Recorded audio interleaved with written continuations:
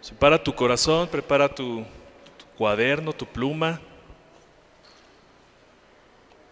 Quiero comenzar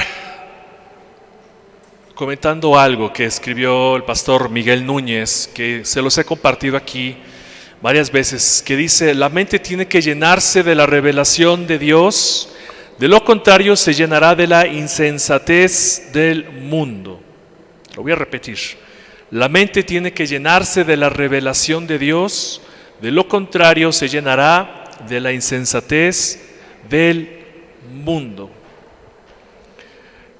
Y voy a compartirte ciertos datos. Hay una empresa en Estados Unidos que se llama el Grupo Barna, que se dedica a hacer estadística. Saben que a los estadounidenses les encanta hacer estadística por todo, hasta cuántas veces pasó la mosca frente a la fruta antes de pararse. No, de verdad sacan estadísticas de todo, y esa mentalidad de estar midiéndolo todo, pues los ha llevado a la posición en la que están en un mundo tan globalizado, ¿no? Siendo primera potencia en muchos aspectos. Es porque constantemente están haciendo encuestas, midiendo hasta lo que no, y a partir de esta recaudación de datos, pueden hacer diferentes cosas e iniciativas.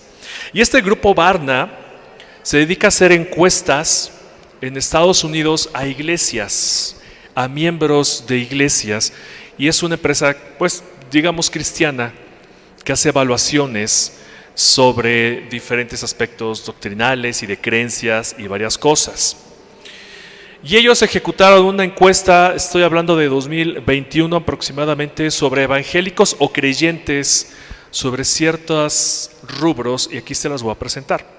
No sin antes comentarles que para el Grupo Barna, un creyente es una persona que ha declarado 9 puntos. Entre estos es que haya confesado a Jesús como su Señor y Salvador, que haya frutos de una vida renovada, que crean que Jesucristo es el camino, la verdad y la vida, y varios dogmas que yo espero que tú y yo creamos y los tengamos de facto. Y del otro lado hay gente que consideran ellos evangélicos, que van a una iglesia cristiana, pero no necesariamente se consideran miembros de alguna iglesia, o no necesariamente tienen fruto de una vida renovada, o que han declarado al Señor como su Salvador. No, este grupo así lo define el Grupo Barna. Y mira estas encuestas que son realmente, estas estadísticas que son realmente alarmantes, y te pongo esto para que entremos a nuestro mensaje. Esta estadística reveló que aquellos que se llaman a sí mismos evangélicos o creyentes tienen las siguientes creencias. 60% cree que Satanás es real.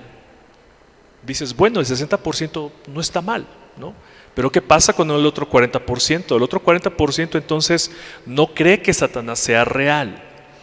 Un 53% cree que la salvación se basa en la gracia y no en las obras. Bueno, suena bastante bien, un 53%, pero ¿dónde queda el otro 47%? Entonces, no cree que la salvación sea por parte de la gracia. Un 46% dice que tiene la responsabilidad personal de compartir sus creencias religiosas con los demás. Y el otro 54% no cree esto, simplemente no lo hace. Un 42% dice enumerar su fe en Dios como la principal prioridad de su vida. Si el número va bajando, si se van dando cuenta. Un 38% cree que Jesucristo vivió una vida sin pecado en la tierra. El 38%. Imagínense que todos los que estamos acá son ese grupo al que se le hizo esta encuesta, y que de todos los que nos encontramos acá, solo el 38% crea que Jesús vivió sin pecado. Imagínense cuánto sería. Si ahorita somos 40, más o menos unas 13 personas, solo creeríamos esto. 27% sostiene que la Biblia es totalmente exacta en todas sus enseñanzas. 27% de personas que asisten regularmente a una iglesia y que se dicen a sí mismos ser creyentes. Y un 23% dice que su vida ha sido transformada en gran medida por su fe. Solo un 23% le atribuye cambios a su vida por Dios. Los demás, ¿dónde están? Los demás, ¿qué creen? Son estadísticas alarmantes. De hecho, la investigación del grupo Barna también señaló que 1 de cada 4 adultos dice ser evangélico, ni siquiera nacido de nuevo según sus creencias. 1 de cada 4. La mayoría de los cristianos nacidos de nuevo, que se identifican a sí mismos como nacidos de nuevo, creen en muchos principios que enseña la Biblia, incluidos los siguientes. Ahora vamos a hablar de este grupo que realmente se considera creyente, que ha confesado a Jesús como su Señor y su Salvador, y que ha habido un cambio de vida en todos aspectos. El 78% de este grupo que se encuestó cree que el matrimonio de un hombre con una mujer es el plan de Dios para la humanidad en todos los ámbitos culturales. Bueno, no suena tan mal. 78% dices, bueno, está bien. 72% cree que Dios es el creador omnisciente, todopoderoso y justo del universo, que aún gobierna el universo hoy. 72%. Bueno, un 28% dices, a lo mejor no es tan alarmante todavía, pero es algo que tú y yo debemos de tomar de facto si es que creemos en lo que está escrito aquí, ¿cierto? Que Dios creó todas las cosas y que las sustenta todavía el día de hoy con todo y su poder. El 60% cree que la Biblia es la palabra precisa y confiable de Dios. 60%. Insisto, trasladen estos números como si esta encuesta fuera hecha aquí, y si hoy somos 40, 45, más o menos 24, pensaríamos de los que estamos aquí que la palabra es fielmente la palabra de Dios. ¿No suena eso alarmante? ¿No creen que es algo que sí pone en alerta todo? Solo el 60% cree que la Biblia es la palabra de Dios, que es precisa y confiable. Y hay numerosas expectativas de que este grupo hay gran número de perspectivas o doctrinas que este grupo acepta que entran en conflicto con las enseñanzas bíblicas. Y aquí es donde se pone más aguda la cosa.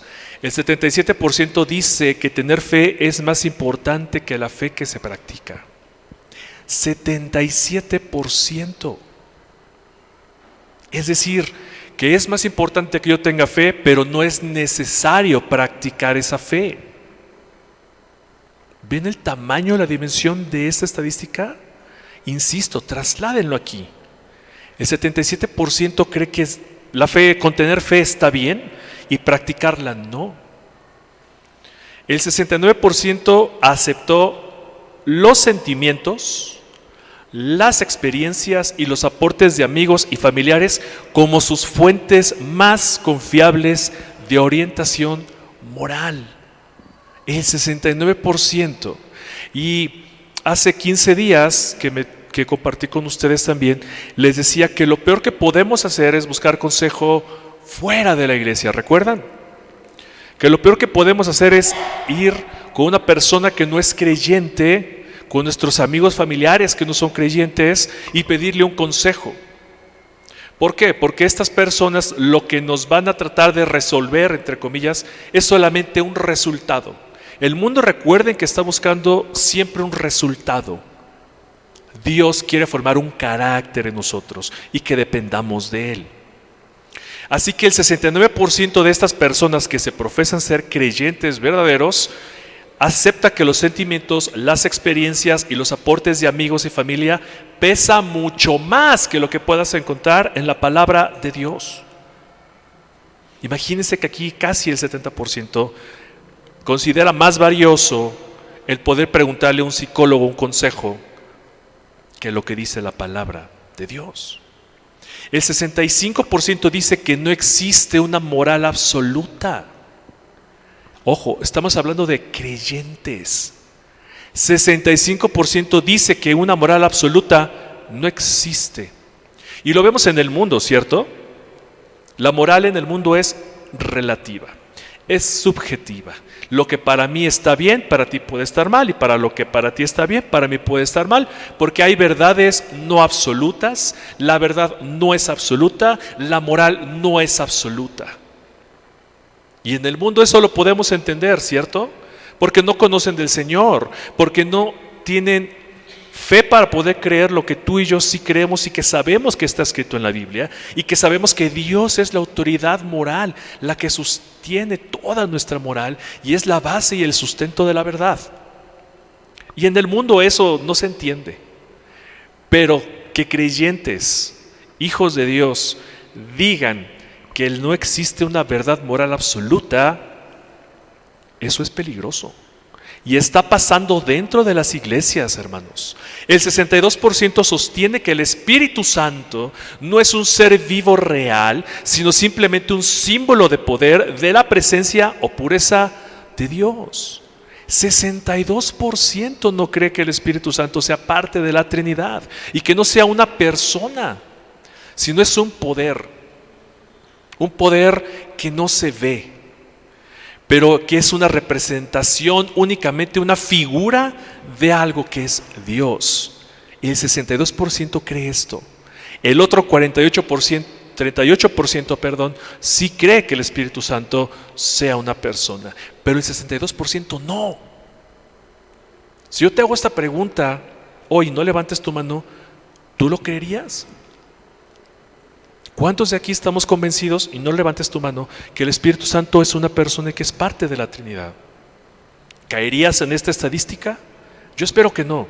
El 61% dice que todas las creencias religiosas tienen el mismo valor. El 61% de cristianos cree que todas las religiones tienen el mismo valor.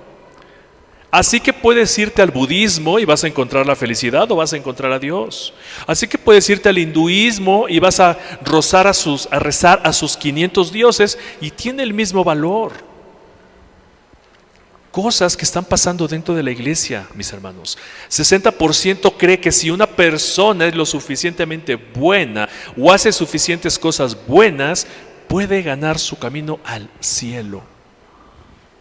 60% cree que por hacer buenas obras ya me estoy ganando el cielo.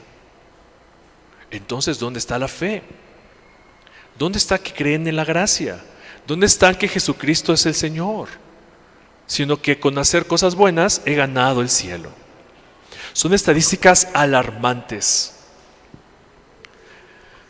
No sé en dónde entrarías tú en esta categoría, pero yo quiero pensar, y en este púlpito se ha tratado de enseñar realmente doctrina, como lo decía el pastor hace 8 días, sana doctrina, entendiéndose sana doctrina, que el texto que está escrito aquí, que lo que Dios ha dicho, se transmite lo más fiel posible a lo que Dios ha dicho. Y digo lo más fielmente posible porque no somos perfectos los hombres. Las personas que se encargan de predicar, los pastores, aquellos maestros que se encargan de enseñar la palabra de Dios, son hombres a final de cuentas. Y aunque tenemos muchas herramientas de hermenéutica, muchas herramientas para poder estudiar la palabra de Dios, nos equivocamos, ¿sí? Pero nosotros tratamos de enseñar la palabra de Dios lo más fiel posible, para que ni tú ni yo caigas en estas estadísticas tan alarmantes, que si te preguntan si el Espíritu Santo es una persona o un poder, tú puedas decir que es una persona, que puedas entender que la gracia de Dios, por gracia es que eres salvo y no por medio de las obras, para que tú puedas responder contundentemente con una fe sólida, porque estás entendiendo lo que dice la palabra de Dios. Todas estas personas de las cuales hablamos en esta encuesta llegan a estos resultados porque no tienen una mente renovada. Simplemente vienen, se presentan y su entendimiento sigue entenebrecido. Y quiero empezar donde el pastor terminó hace 8 días, en Romanos 12, 1, 2. Acompáñeme ahí, por favor. Ya deberíamos saberlo porque es, por decirlo así, un pasaje que traemos de moda. ¿Ya estás ahí? Dice Romanos 12, 1 y 2. Así que, hermanos, les ruego por las misericordias de Dios que presenten vuestros cuerpos en sacrificio vivo, santo, agradable a Dios, que es ¿qué? Vuestro culto racional. No se conformen a este siglo, sino transfórmense por medio de la renovación de vuestro entendimiento para que comprueben cuál sea la buena voluntad de Dios, agradable y perfecta. Noten que Pablo aquí se nota la desesperación de Pablo cuando dice: les ruego, hermanos, no por mí, sino por la misericordia de Dios, que no se amolden a este mundo, que no adopten la mentalidad de este mundo, sino que todos los días preséntense ante Dios. No se los pido yo, dice Pablo, sino les estoy suplicando por la misericordia que Dios ha puesto sobre ustedes, que renueven su entendimiento. Y te lo voy a leer mismos pasajes en dos versiones, para que se entienda igual el peso y la profundidad de las palabras de Pablo cuando escribió esto. En la palabra de Dios para todos dice: por esto, hermanos, puesto que Dios nos ha mostrado tanta misericordia, les ruego que entreguen todo su ser como sacrificio vivo a Dios. Entrega todo tu ser. Esa ofrenda, que es su vida, debe estar dedicada solamente a Dios para poder agradarle.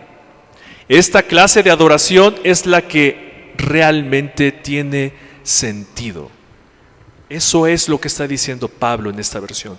Vuestro culto racional esta adoración es la que realmente tiene sentido. No vivan según el modelo de este mundo, mejor dejen que Dios transforme su vida con una nueva manera de pensar. Así podrán entender y aceptar lo que Dios quiere y también lo que es bueno, perfecto y agradable a Él. Y hoy te lo voy a leer también en la Nueva Biblia Viva, que dice así: por esto, hermanos, tomando en cuenta el amor que Dios nos tiene, les ruego que cada uno de ustedes se entregue como sacrificio vivo y santo.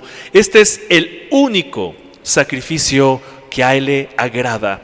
No se amolden a la conducta de este mundo.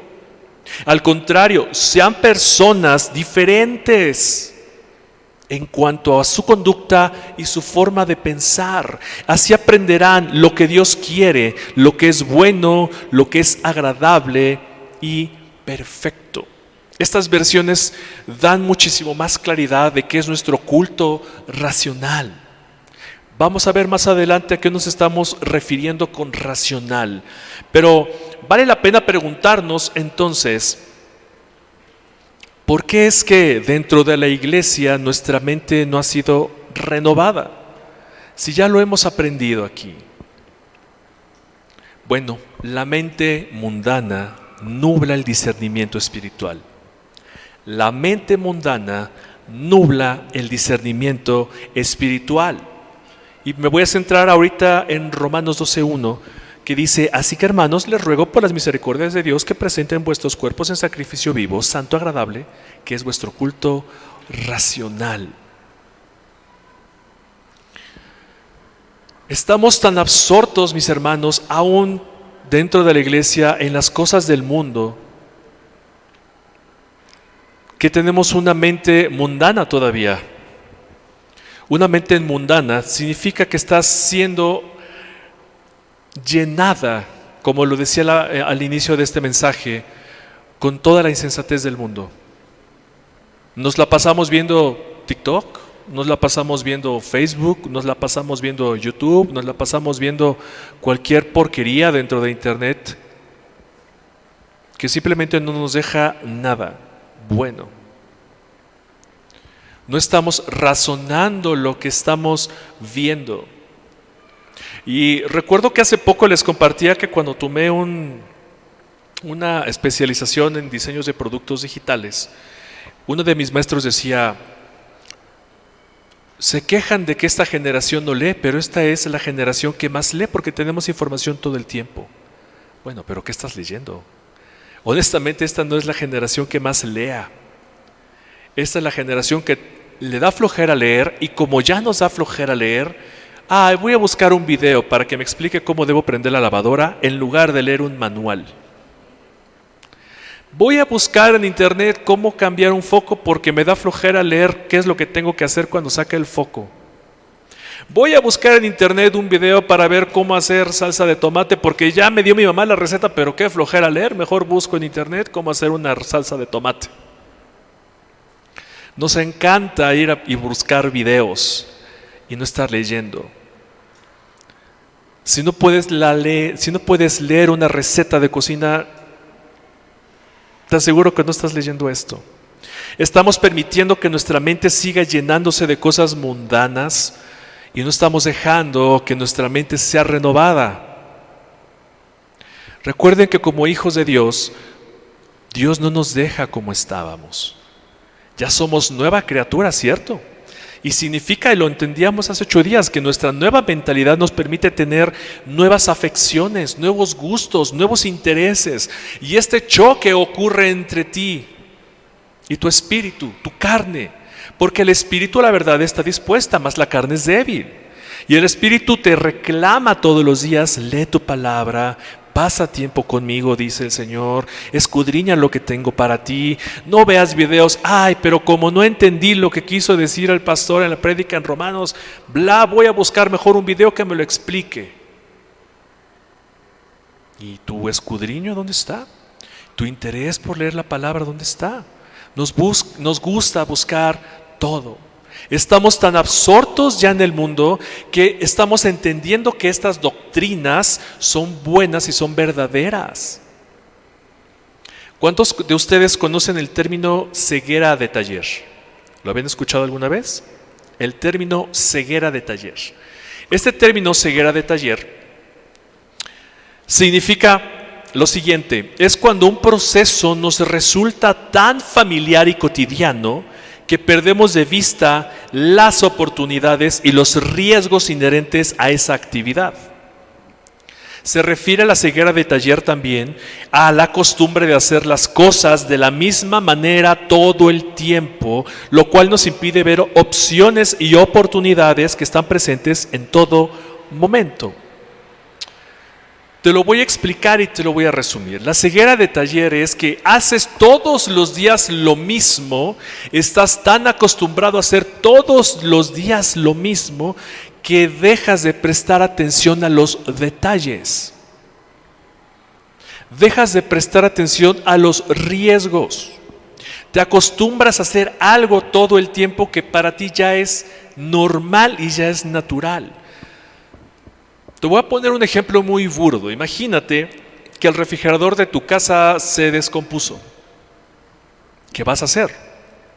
Compras uno nuevo, ¿cierto? Pero como te urge comprar el refrigerador, dices: por favor, llévemelo hoy a mi casa.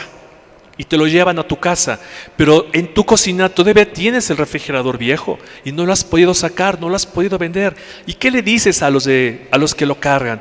Por favor, déjemelo tantito aquí en la sala, junto al comedor. Pues los cargadores, los trabajadores llegan y por supuesto que te lo dejan donde tú les indicas. Pero en mexicano tenemos una maldición.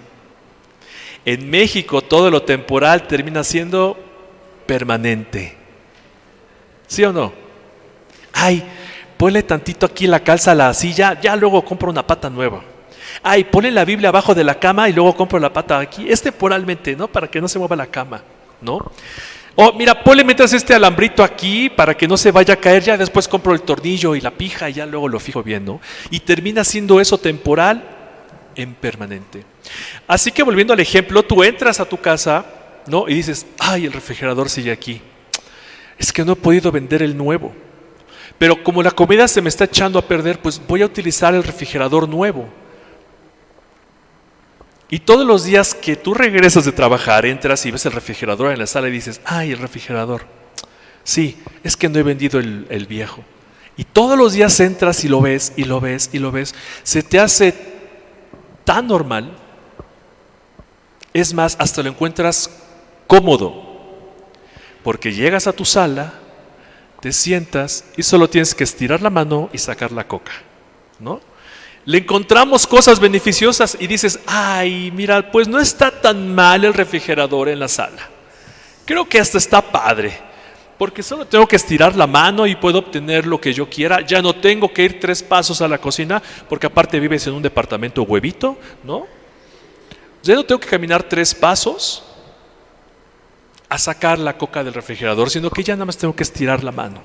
Y ahí se queda, y te acostumbras tanto que ya no se te hace extraño. Eso es la ceguera de taller. Que te acostumbras tanto a hacer una cosa que dejas de ver lo que está mal, dejas de ver los errores, dejas de ver los riesgos.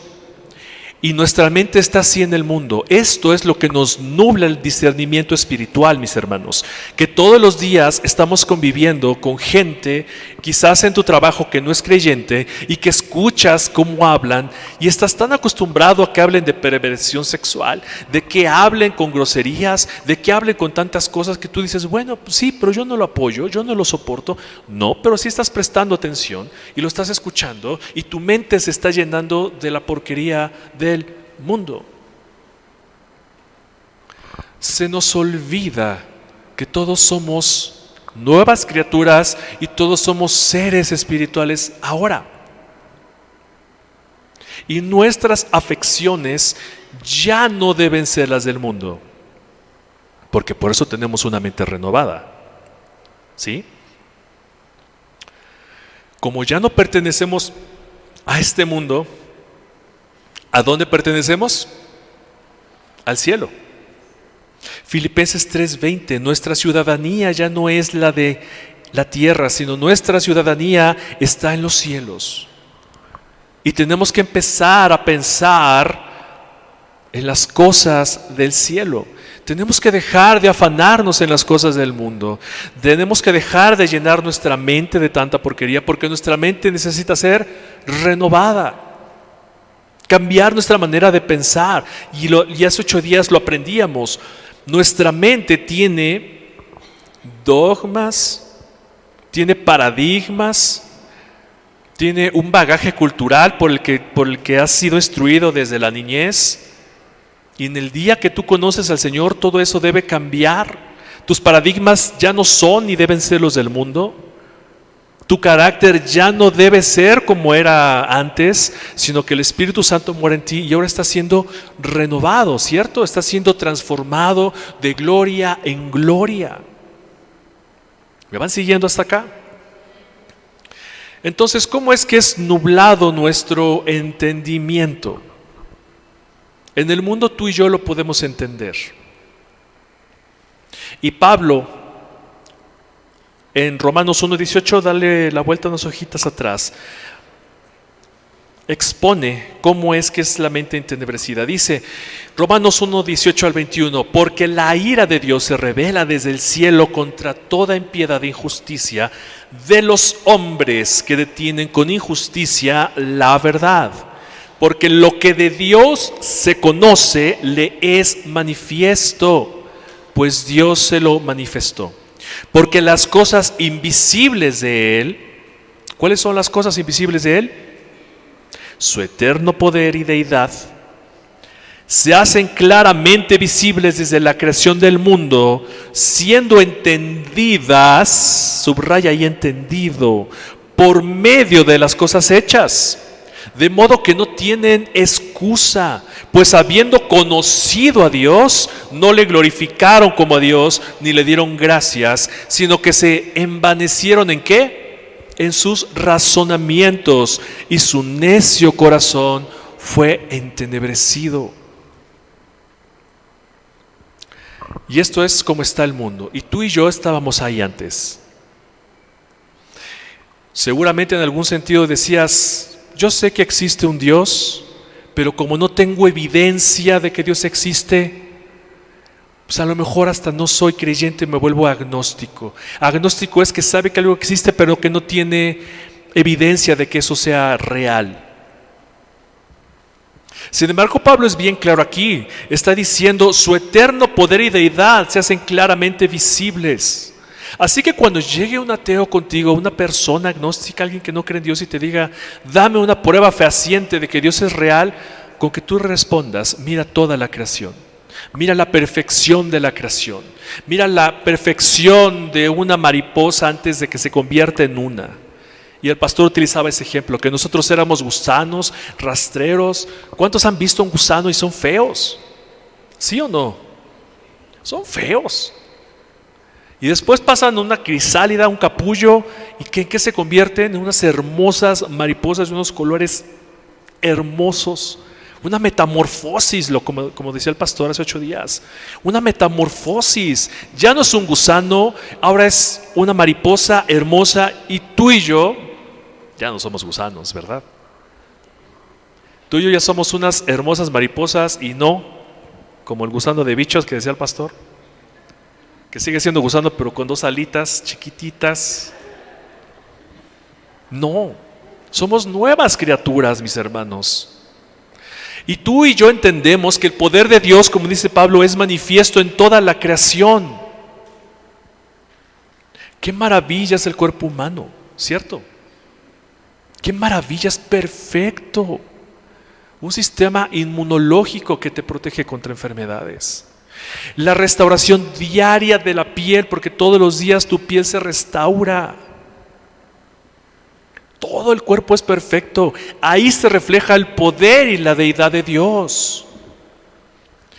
Sin embargo, los agnósticos quieren ver el poder de Dios manifestarse como si fuera el polvo mágico de campanita. ¿Sí o no? ¿Han visto Peter Pan? Que toman la campanita, la sacuden y sale un polvito dorado, y es lo que hace volar a Peter Pan y a todos los niños perdidos, ¿cierto?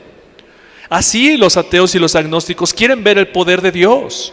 Quieren una prueba manifiesta, quisieran que volara polvo y decir: este es el poder de Dios que te va a transformar. Quieren ver eso, pero su pensamiento está entenebrecido, su razonamiento está entenebrecido, porque no glorifican a Dios por medio de las cosas que son hechas, sino que se envanecieron en sus razonamientos y su necio corazón. El tratar de entender la creación, cómo surgieron las cosas, el Big Bang, cómo surgió toda la vida a través de la evolución. Se enfrasca a la humanidad tanto en estos pensamientos que ha sacado a Dios de la jugada. Tiene el pensamiento entenebrecido. Y hoy, hermano, que tú y yo estamos aquí conociendo a Dios y sabemos que Dios es real, porque tu vida seguramente ha sido transformada, nos seguimos llenando de la basura del mundo, y eso está entenebreciendo nuestros sentidos espirituales. Pero bueno, entonces, si nuestro culto debe ser racional, ¿a qué nos referimos con racional? Cuando tú has estado platicando con alguna persona, esa persona seguramente te da argumentos del por qué hizo las cosas y te dice: ¿sabes qué? Yo hice esto, por aquello, por aquí, por allá, porque creo, porque pienso, bla, bla, bla, y manifiesta el cómo es que toma decisiones. Y después de que tú lo terminas de escuchar, escuchas sus argumentos, los piensas, los reflexionas, y puede que tú digas a esa persona: tienes razón. ¿Pero a qué nos referimos con ese tienes razón? Mira lo perfecto de la Escritura. La palabra racional en el griego original es lógicos, con K, lógicos. Significa espiritual, racional, razonable. Propiamente lógico por ser divinamente razonable. La lógica y la fe van de la mano, no son enemigas. Racional significa lo que es lógico para Dios. Racional significa lo que es lógico para Dios. Es decir, la lógica que funciona con el razonamiento divino, discernido por medio de la fe. Es decir, la lógica de la fe. Suena raro, ¿cierto? La lógica de la fe. Claro, tú le dices esto a un ateo, a una persona no creyente, y te va a decir: son incompatibles la lógica y la fe. Pero no, mis hermanos.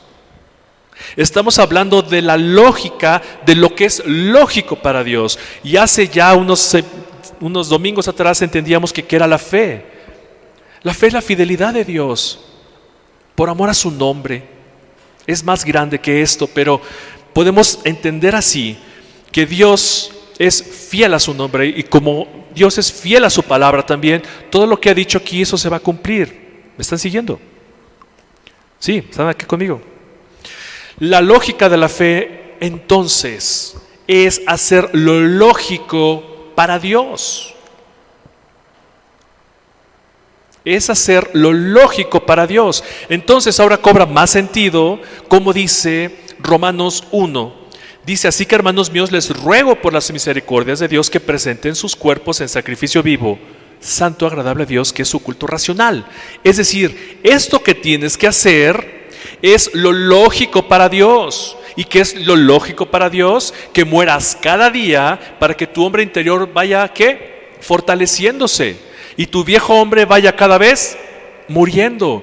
Es decir, que tu mente tergiversada, llena de mundanalidad, tiene que estar doblegándose ante el conocimiento de la Escritura. Esa es la practicidad de una fe, de una mente renovada, Que tú tengas la práctica de la lógica de Dios. Hacer lo que es lógico para Dios. Fíjese que ya no es tu lógica, es la lógica de la fe. La lógica de lo que Dios hace que es bueno, agradable y perfecto. Así que el razonamiento lógico, hablando de la lógica natural, por decirlo así, es un proceso mental que implica la aplicación de la lógica para resolver problemas mediante la reflexión, el prever y hacer planes. Por eso, cuando tú escuchas los argumentos de una persona, ¿tú qué haces? Los reflexionas con base en tus propios principios, con base en tu propio conocimiento, con base en tu experiencia, y al final de cuentas, si lo que te está contando la otra persona coincide con tu pensar, dices, tienes razón. Sin embargo, si llega una persona y te dice, es que para mí es lógico que el aborto sea natural, es que para mí es lógico que los niños hoy puedan cambiar de sexo, es que para mí es lógico que si un hombre se siente burro está bien, para mí es lógico que no coincida mi mentalidad, mi identidad con mi género, para mí es lógico. Tú debes decir, eso no es lógico. Uno, naturalmente no es lógico, y dos, la lógica que debe prevalecer es la lógica de Dios. Porque Dios, ¿qué hizo? Hombre y mujer, no hizo quimeras. No hizo hombres trans, no hizo mujeres trans. Son trastornados, esa es la verdad. Su mente está torcida, son trastornados. Su mente está entenebrecida, está viviendo en vanidades. Así que tu respuesta ante este tipo de cuestiones es, ¿cuál es la lógica de Dios? Aquí viene el otro asunto. ¿Cómo vas a renovar tu entendimiento? ¿Cómo vas a renovar tu mente si no estamos leyendo la Escritura? Hermanos, en esta iglesia se ha procurado tener casas de estudio entre semana. Se procura tener los viernes matrimonios, los viernes jóvenes, los sábados varones, los sábados mujeres. Domingo tras domingo nos reunimos para escuchar la palabra de Dios. Pero hermano, si tú no vienes, ¿cómo vas a terminar de renovar el entendimiento? ¿Cómo vas a terminar de entender la lógica de Dios? ¿Cómo vas a transformar, terminar de dejar tus afecciones mundanas y que empieces a practicar las de Dios? En esta iglesia te trata de brindar esos elementos. Pero si no asistes a casas de estudio y te quedas solo con lo que ves el domingo, tienes pocas herramientas para resistir al diablo. Tienes pocas herramientas para hacerle frente a todo lo que pasa en el mundo, con tantas malas noticias, con tantas tragedias. Tienes pocos elementos para poder cultivar tu mente en lo que Dios anhela y quiere para tu vida. Entendamos esto, mis hermanos, que mi pensamiento no tiene que ser ya el del mundo, sino tiene que ser su pensamiento. Mis pensamientos tienen que ser los pensamientos de Dios. Mis conclusiones deben estar basadas en lo que conozco de Dios y en lo que le agrada a Dios. ¿Y cómo voy a saber lo que le agrada? Insisto, con oración, con el estudio de la palabra, con intimidad en oración con el Señor. Ya aprendimos, la oración es un acto íntimo con Dios. Íntimo. Dejar que Él hable, dejar que cambie nuestros propósitos. Es un intercambio de voluntades, que haga su voluntad en mi vida y yo entregar la mía a Él. ¿Cómo vamos a renovar nuestro entendimiento? ¿Cómo vamos a poner en práctica todo lo que hemos aprendido si no estudiamos la palabra? Hay que ser prácticos. Y hace 8 días también se mencionaba el sincretismo. Los que no saben qué es el sincretismo, les voy a dar una definición muy rápida. Es el proceso por el que se combinan o fusionan diferentes expresiones culturales o religiosas para formar una nueva tradición. Cuando llegaron los españoles a América Latina, principalmente entraron a México, ¿qué hicieron? Hubo un choque ¿de qué? De dos culturas. Y ese choque de dos culturas no es que una haya prevalecido, simplemente hubo un sincretismo. La cultura que profesaban los aztecas, los mexicas, los pueblos originarios de México, chocaron con las influencias europeas y de ahí surgió la cultura mexicana. Esa es la verdad. Un sincretismo más fehaciente es la Virgen de Guadalupe, y son un mero ejemplo. No quiero utilizar la palabra indio, pero más bien los campesinos, aquellas personas que todavía tenían muy arraigadas estas costumbres, que no podían dejar a Tonatzin y le rezaban a Tonatzin y Tonatzin y Tonatzin, hasta que llegan los curas, los jesuitas, y les dicen: es que tu diosa Tonatzin es la Virgen de Guadalupe. Tienes toda la razón. ¿Qué hacen? Les cambian una estatua por otra. Y ahí ocurre el sincretismo, porque lo que le ofrecían a Tonatzin, ahora no se lo ofrecen a Tonatzin, se lo están ofreciendo ¿a quién? A la Virgen de Guadalupe. Eso es un sincretismo. Que chocan dos culturas, se hacen una y forman una nueva. Y tu mente, hermano, no tiene que haber un sincretismo. Porque sabes, por eso es que hay tantas cosas tan horribles dentro de la iglesia evangélica. Porque unos dicen: yo no creo que mi Dios sea tan malo. Yo no creo que Dios condene a todo mundo, porque Dios es amor. No, yo creo que debe haber algo mal en la Escritura. Déjame ver si encuentro algo. Así que no pueden conciliar estas personas la justicia de Dios con el amor de Dios. Y empiezan a nublar su entendimiento diciendo: el Dios de mi imaginación no es malo.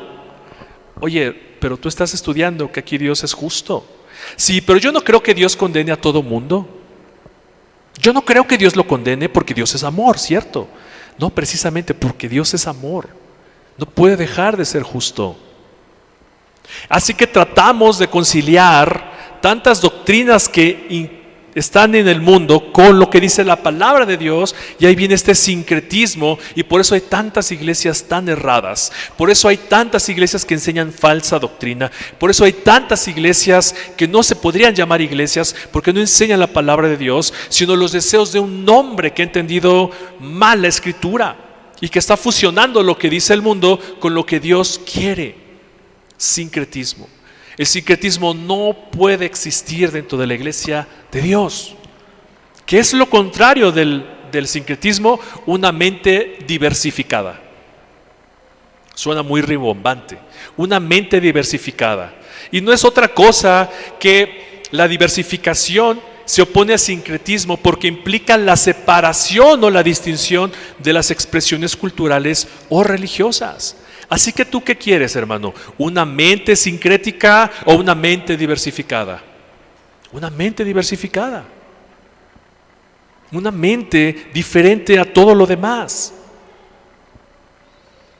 Volviendo a Romanos 12:2, no se conformen este siglo, sincretismo, sino transfórmense por medio de ¿qué? De la renovación de vuestro entendimiento, para que comprueben cuál sea la buena voluntad de Dios agradable y perfecta. Si yo tengo una mente sincrética, si no termino de renovar mi mente por medio de lo que Dios quiere, jamás voy a entender lo que es agradable y perfecto para Él.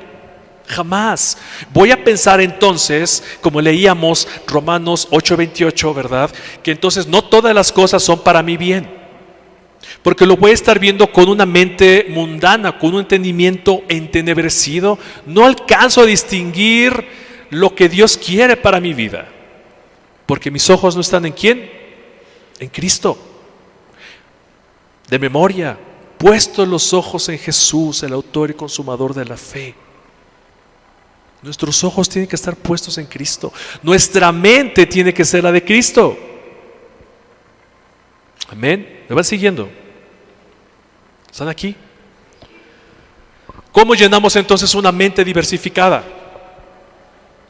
Lo hemos repetido a lo largo de todo este mensaje, leyendo la palabra de Dios. Antes no éramos capaces de conocer a Dios ni de entenderlo, pero ahora somos nuevas criaturas, 2 Corintios 5:17.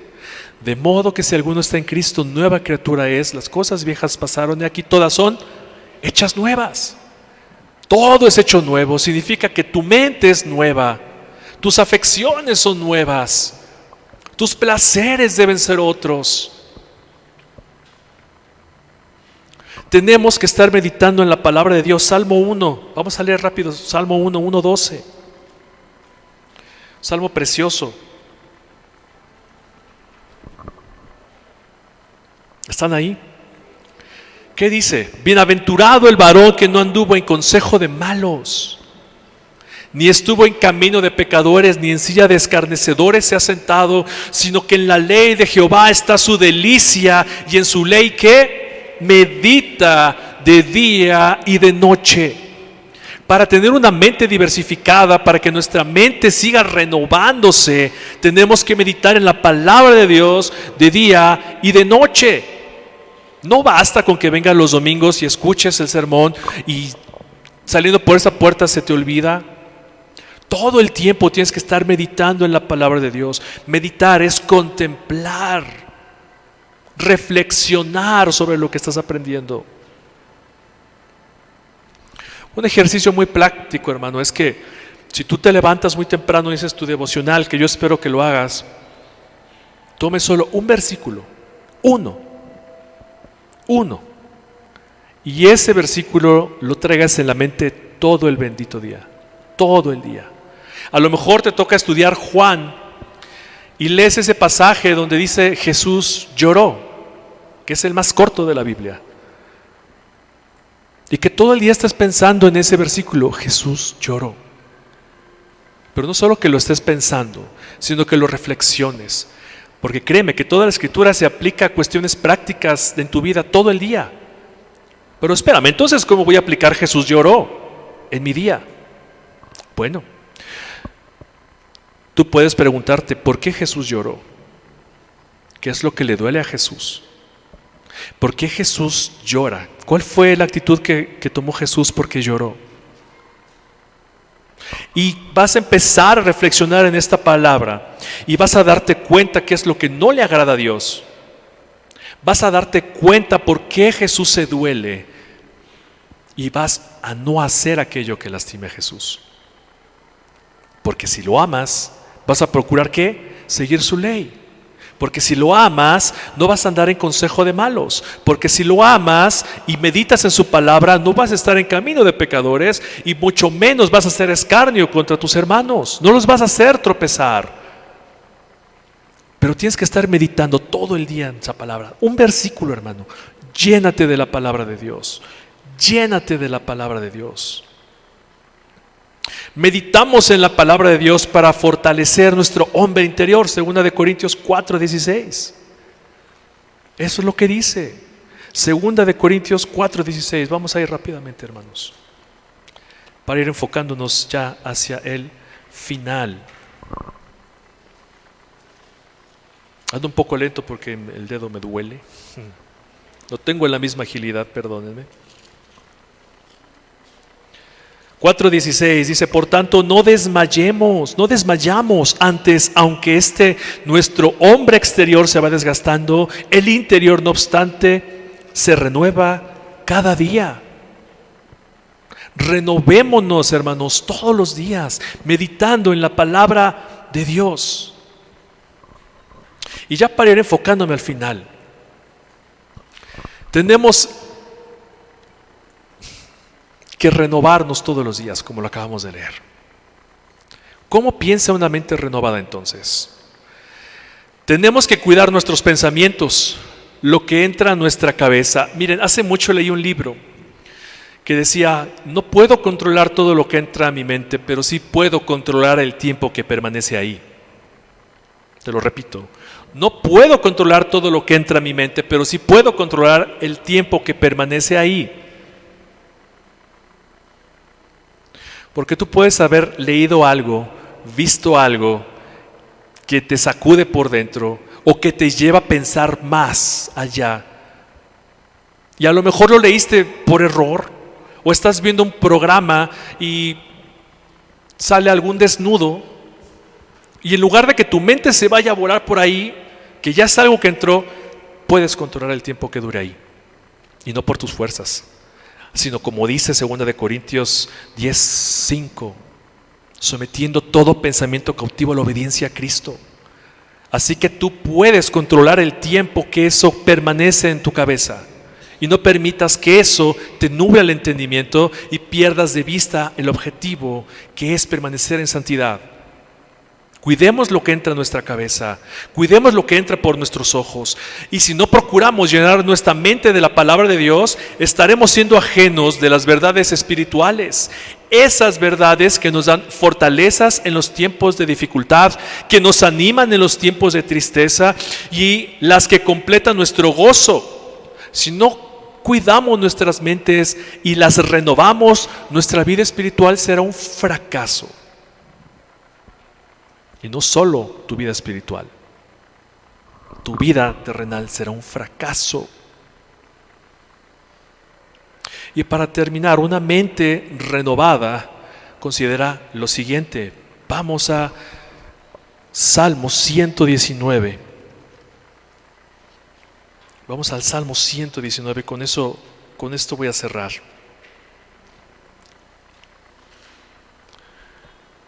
La practicidad de una mente renovada.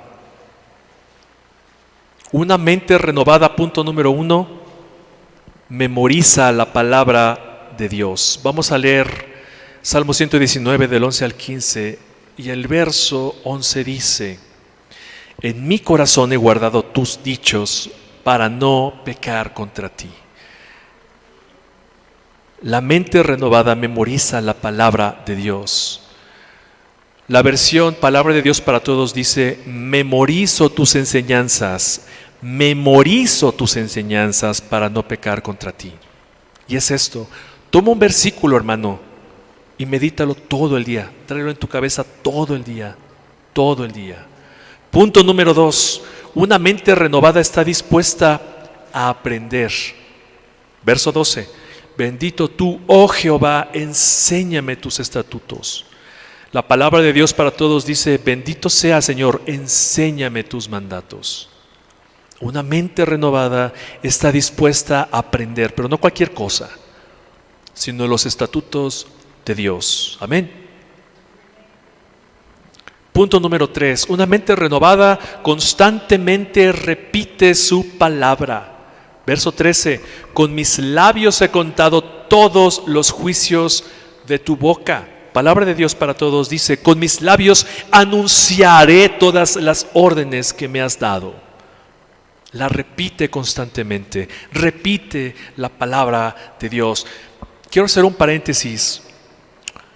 Los salmos están escritos en poesía hebraica. Es un tipo de poesía muy diferente a lo que encuentras en el mundo. No siguen una métrica o no tienen una prosa. Regularmente un poema termina con palabras que riman, ¿cierto? O tiene una métrica, tantos versos y tantas líneas. Sin embargo, la poesía en los salmos, que es la poesía hebraica, tiene una forma completamente distinta. Están escritos de tal forma los salmos para que sean memorizados, leídos en voz alta y memorizados. En ese sentido es la poesía hebraica, y así están escritos los salmos. Por eso es que puedes ver que se repite una y otra vez la misma línea, una y otra vez la misma línea, porque lo que quiere hacer el autor es reforzar ese pensamiento y que se te quede en la memoria. Por eso es que encontramos que se repiten los versos en los salmos, están escritos así a propósito. Por eso es que constantemente tenemos que repetir su palabra, para que se nos quede grabado en el corazón. Punto número 4, creo que va el 4, ¿verdad? Dice, se alegra una mente renovada en obedecer sus mandatos, pues es más valioso. Se alegra en obedecer sus mandatos, pues es más valioso. Verso 14, me he gozado en el camino de tus testimonios más que toda la riqueza. La palabra de Dios para todos dice, me alegro en el cumplimiento de tus mandatos más que en todas las riquezas. No sé si tú has pasado por alguna situación, alguna tentación, algo que quizás te va a llevar a pecar, pero que recuerdas la palabra de Dios, no lo haces. No sé si a ti te ha pasado, pero no sientes como una victoria a lo mejor. Dices, wow, gracias Señor, porque pude resistirme ante el chisme, quizás, ¿no? Ante la murmuración, o pude resistirme ante tal cosa. Te congratulas, te gozas en obedecer la palabra de Dios. Eso hace una mente renovada. Cuando estás en el mundo, una mente que no ha sido renovada, que está entenebrecida, ¿cómo le pesa obedecer? Nos pesa obedecer a nuestros padres, a nuestros jefes, a nuestras autoridades. No podíamos, no teníamos la capacidad de obedecer a Dios antes. Hoy, gracias a nuestra mente renovada por medio del sacrificio de Cristo y que el Espíritu Santo mora en ti y en mí, podemos obedecer. Y es un gozo y es un privilegio, debería serlo, obedecer a Dios en todo. Una ricura que hay en la obediencia. Y punto número 5, juzga todas sus acciones por medio de su palabra. Eso hace una mente renovada. Juzga todas sus acciones por medio de su palabra. Verso 15. En tus mandamientos meditaré, consideraré tus caminos. Palabra de Dios para todos. Medito en tus instrucciones, presto atención a tus caminos. Porque la sabiduría es el temor a Jehová. De tal forma que la mente renovada comprueba que la voluntad de Dios es buena, agradable y perfectamente. Miguel Núñez dijo alguna vez, y no sé si fue él, antes de pensar que lo traigo de moda, dijo, conozco mucha gente que tiene su Biblia marcada, pero muchas veces esa persona no es marcada por la palabra. Qué padre que tengas tu Biblia toda subrayada y tachada, pero eso que tú estás tachando, remarcando, ¿te marca a ti? Yo espero que sí. Y por último, Paul Washer también dijo en algún sermón, un cristiano se satura de su vida con la palabra de Dios.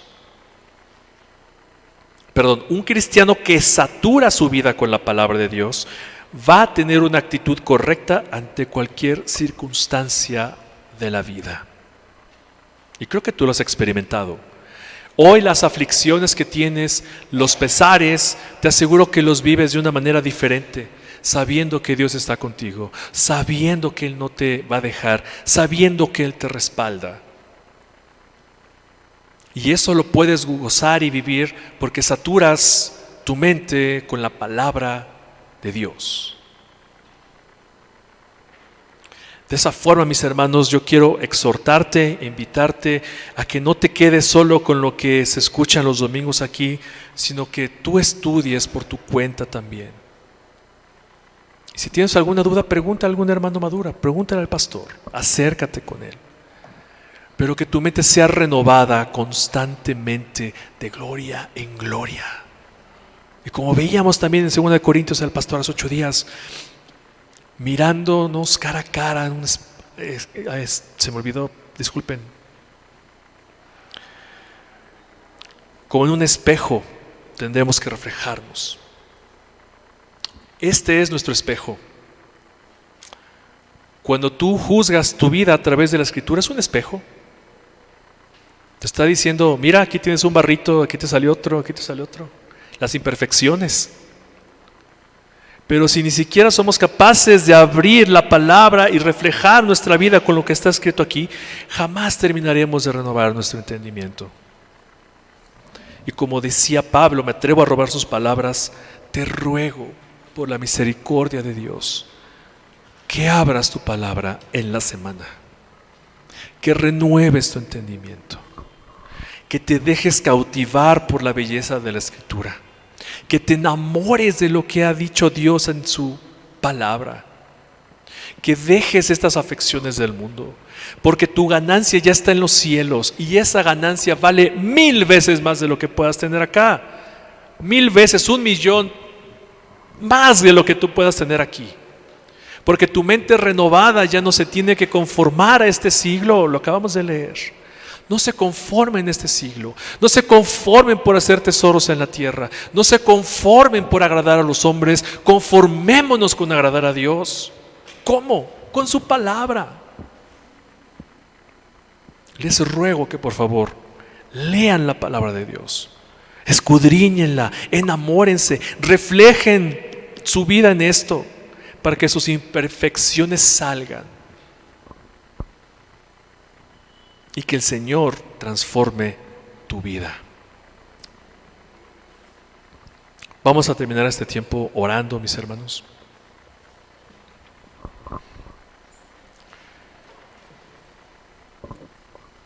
Y que esta sea nuestra petición delante de Dios esta mañana, que Él renueve nuestro entendimiento y que no volvamos atrás, que nuestro entendimiento ya no esté entenebrecido por todas las cosas que vemos en el mundo, que no nos saturemos de ella, sino que nos saturemos ¿de qué? De la palabra de Dios. Cierra tus ojos, inclina tu rostro. Señor, tú eres bueno en gran manera. Padre, y esta mañana queremos presentarnos delante de ti, no porque nosotros seamos capaces, sino porque la sangre de Cristo así nos lo permite. Presentarnos delante de ti, Señor, así como somos, con nuestros errores, con nuestras faltas. Y Señor, sabemos y confiamos que tú has empezado la buena obra y la terminarás hasta el día de Jesucristo. Y esa obra, Señor, incluye la renovación de nuestra mente, de nuestro entendimiento. Mi Dios, te pido que por favor nos hagas odiar aún más el pecado, porque somos miserables sin ti, Señor. Llévanos, Padre, a conocerte aún más profundo, sumergirnos en ti, que aprendamos lo que es bueno y justo para ti, que nuestras afecciones ya no sean las del mundo, sino que nuestra mente sea renovada a través del entendimiento de tu hermosa y santa palabra, que impacte nuestros corazones de tal manera que odiemos el pecado y pongamos, Señor, tu palabra ante cualquier tentación y podamos voltear la cara y arrepentirnos de eso que íbamos a hacer y seguir tu camino, Señor. Que juzguemos todo lo que vivamos a través de tu Espíritu que muere en nosotros, que cada pensamiento lo podamos someter a ti, para que cada pensamiento, Señor, sea renovado por ti en nuestros nuevos afectos. Que sea tu Espíritu el que gobierne nuestros corazones, mi Dios. Te pedimos esto porque no podemos hacerlo nosotros. Somos incapaces de hacerlo a nuestras propias fuerzas. Somos incapaces de hacer algo por nosotros porque dependemos de ti. Separados de ti, nada podemos hacer. Por eso nos pegamos a la vid que es Cristo y queremos que tú nos renueves y que podamos deleitarnos en tu palabra, deleitarnos en la obediencia, porque a través de la obediencia viene la recompensa y baja tu bendición. Mi Dios, te lo pedimos de corazón. Ya no queremos ser igual. Ya no queremos ser igual. Queremos ser cada vez más parecidos a ti, Cristo. Que podamos amar como tú amas, perdonar como tú perdonas. Que podamos gozarnos en lo que tú te gozas. Que podamos rechazar todo aquello que aborreces. Porque te conocemos. Porque estamos pegados a ti todo el tiempo. Mi Dios, te pedimos esto en el nombre de tu Hijo Jesucristo. Amén.